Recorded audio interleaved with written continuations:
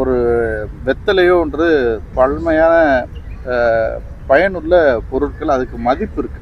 ஆனால் அந்த தவிடுக்கு மதிப்பே கிடையாது.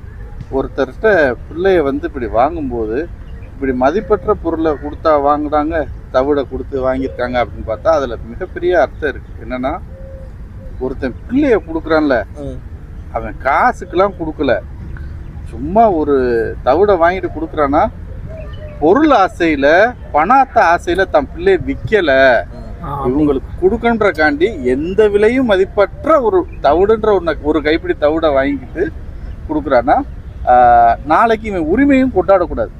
விலை கொடுத்து வாங்கியதாகவும் இருக்கணும். விலை கொடுத்து நான் வாங்கின பொருளுக்கு நீ உரிமை கொண்டாட முடியாது இல்லையா? விலை கொடுத்து வாங்கியதாகவும் இருக்கணும். அதே நேரத்தில் இந்த தவிடை கொடுத்து வாங்கினதுனால நீ காசுக்கு ஆசைப்பட்டு வித்துன்ற மாதிரியும் ஆயிடக்கூடாது. அது ஒன்று அந்த முறையில் பண்ணியிருக்காங்க பிள்ளை இல்லாதவங்க. அதுதான் தவிடுக்கு வாங்குறது.